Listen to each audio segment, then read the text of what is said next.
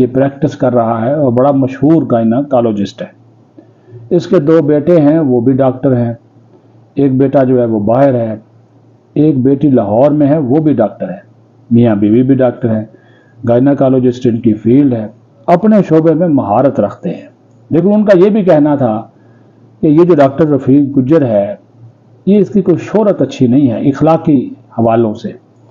اس کے پاس ایک خاتون کام کرتی تھی، میں اس کا نام نہیں لینا چاہتا، مناسب نہیں سمجھتا۔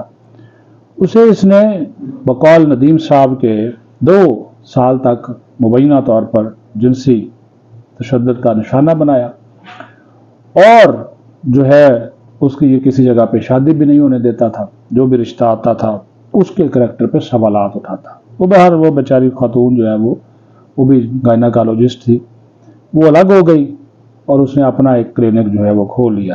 اس کا پہلے چھوٹا موٹا کلینک تھا، بڑا مشہور اس نے ہسپتال بنا لیا، ظاہر ہے گائنیکالوجسٹ کی فیلڈ میں تو جب بڑا معروف ہاسپٹل بنا لیا۔ لیکن اس کی شکایات آتی رہی۔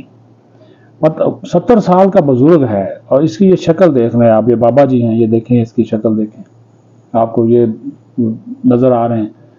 تو ایک خاتون جو ہیں وہ ایک مشہور شخصیت ہے میاں چنو کی، ان کے ساتھ ان کا تعلق ہے، وہ ان کی قریبی عزیزہ ہیں۔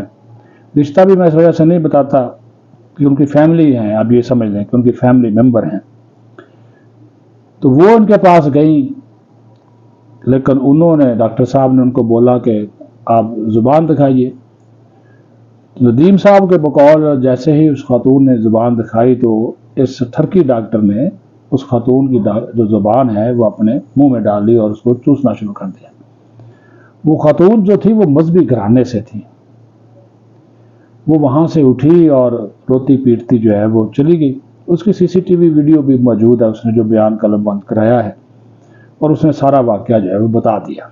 15-20 منٹ کے اندر پولیس پہنچ گئی اور اس ڈاکٹر کو باقاعدہ طور پہ گرفتار جو ہے وہ کر لیا گیا، ہتھکڑیاں لگا دی گئی، اور اس کے بعد اس کو جو ہے وہ جو جج صاحب تھے انہوں نے اس کو وہ کر دیا، جوڈیشل کر دیا، خانے وال جیل میں چلے گیا۔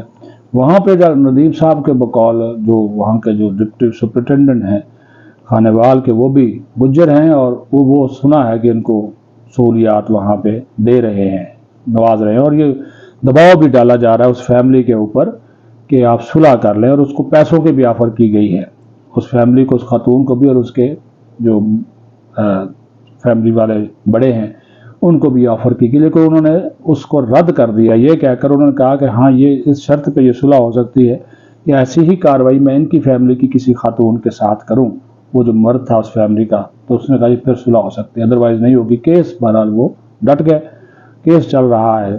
اس خاتون کا جو بیان ہے وہ ریکارڈ ہو گیا ہے، اور اس نے وہی جو باتیں جو سی سی ٹی وی میں بھی آئی وہی اس نے ساری بیان کی ہیں۔ یہ اب پورا زور لگا رہے ہیں کہ ان کی ضمانت ہو جائے، اور وہ جو خاتون اور اس کی جو فیملی ہے وہ زور لگا رہے ہیں کہ اس کی ضمانت جو ہے وہ نہ ہو۔ ندیم صاحب کا بھی یہ کہنا ہے کہ پی ایم اے کی بھی ایک ٹیم آئی تھی، اور اس کا جو مقامی وہاں پہ ہاسپٹل ہے پرائیویٹ، وہ وہاں پر آئی، اور انہوں نے آ کر وہاں پہ لوگوں کے بیانات جو ہیں وہ قلم بند کیے ہیں۔ بیانات قلم بند کرنے کے بعد وہ چلے گئے ہیں، سارا اس کا ریکارڈ وغیرہ بھی جو ہے وہ دیکھا ہے، تو وہاں سے وہ چلے گئے ہیں۔ اور ابھی پولیس جو ہے اس نے ایف آئی آر درج اس وجہ سے کی فوری طور پہ کہ میڈیا میں یہ چیز آ گئی، سوشل میڈیا پہ آ گئی، خود ندیم صاحب نے بھی اس کو جو ہے وہ بڑا ہائی لائٹ کیا سوشل میڈیا کے اوپر، یہ بہت وائرل ہو گئی، انہوں نے بھی اس کو بہت زیادہ ہائی لائٹ کیا۔ تو یہ افسوسناک واقعہ ہے۔ جب اس کا بیک گراؤنڈ نکالا گیا تو پتہ چلا ان کا تعلق جو ہے وہ بھی تحریک انصاف سے ہے، یوتھیا ڈاکٹر ہے، 70 سال سے زیادہ عمر ہے، سینئر سٹیزن میں شمار ہوتے ہیں، اور حرکتیں اور کرتوت دیکھو۔ وہ کسی دوست نے مجھے کہا، اس نے کہا کہ جناب یہ دیکھیں کہ ارشد ندیم کو مشہور ہونے کے لیے 30-35 سال کا انتظار کرنا پڑا، اور یہ ڈاکٹر رفیق گجر جو ہے ایک صرف زبان چوس کے پورے پاکستان میں مشہور ہو گیا، چند سیکنڈوں میں مشہور ہو گیا۔ اس طرح کی بھی لوگ باتیں کرتے ہیں۔ تو یہ میرے شہر کا واقعہ ہے۔ تو اب ہم یہ انصاف کے تقاضے تو یہی ہیں کہ انصاف کے تقاضوں کو پورا کیا جائے۔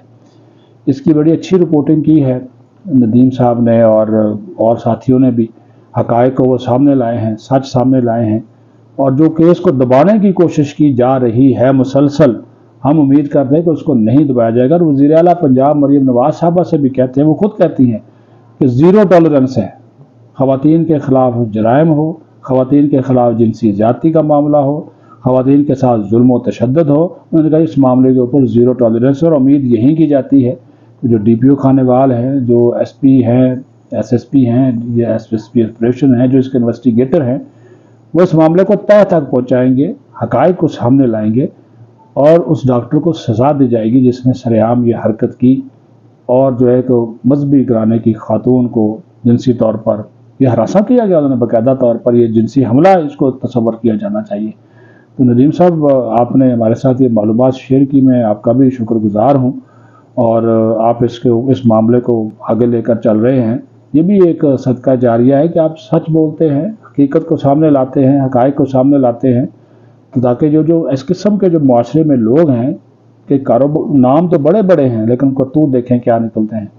खुद आपके बेटे बेटियाँ हैं, हो सकता है आप पोते पोतियों वाले भी हों, लेकिन इस किस्म की हरकत करते हुए जो है वो आपको शर्म आनी चाहिए।